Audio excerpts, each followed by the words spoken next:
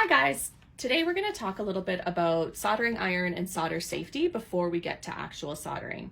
So the first thing that I want to do is just tell you a little bit about what the materials you're seeing here. So number one, I have a little bit of a heat resistant mat. So this is actually just like a baking mat just to help protect the table and the surface around.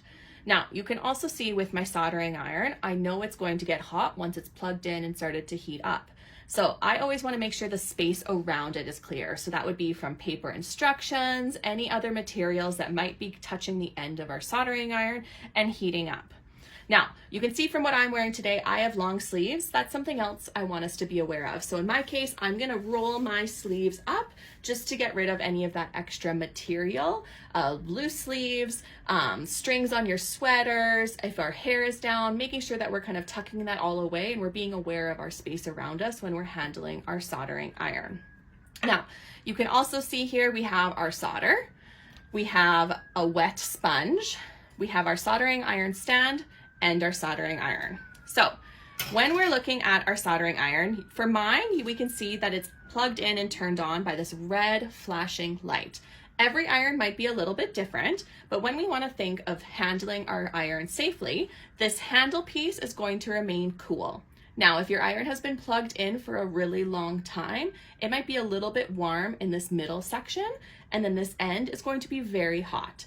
In my case, my soldering iron is kind of sitting around that 400 degrees Celsius mark right now. So it's very warm.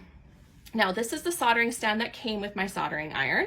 So when we think about putting our iron up and down safely, we want to really think that with this resting in here, we know that these silver coils are also going to get very hot. So when we go to remove our soldering iron from the stand, we are never going to be grabbing it. We might put a couple fingers here to help hold the stand steady and release with our other hand.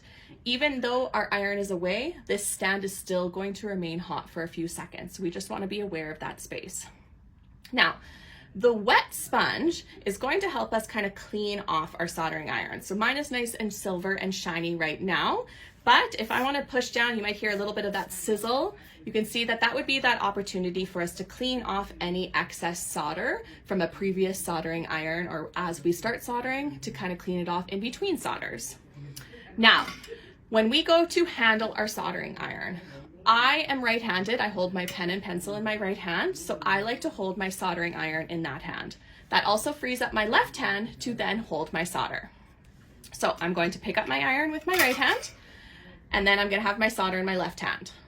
Now, I don't want to have my fingers right at the very end like this, because chances are heat's going to transfer and that's going to make my fingers very hot. So you can see with my solder, I like to make a nice straight line, so my fingers are away from that solder. So to do that, just protecting our hands a little bit more, because when you think, and what I'm going to show us is when we bring our solder onto our iron, you're going to see it starts smoking and melting right away. It also means that our solder gets shorter and shorter and shorter the longer that it melts. So as I push my solder into it, my hand is going to be moving closer. So that's why we want to keep that long distance so our hand is safely away from where we are soldering to. Now, as we can see, I have a big glob of solder on my iron. That would maybe make it a little bit tricky for me to have that precise measurement when I go to solder. So this is when I'm going to use that sponge to clean it off. So I would come down to my sponge, I'm going to press into it, and now you can see I have a nice shiny soldering iron again. I would never pick up the sponge and put it on there because heat's going to transfer and that's going to hurt our hands as well. So the only other thing is to be aware of is, like our soldering irons, a lot of them are going to come with cables. So we never want to, again, be aware of what that cable is and where it is when we're placing our soldering irons down so that we can solder them safely. All right, those are some solder tips.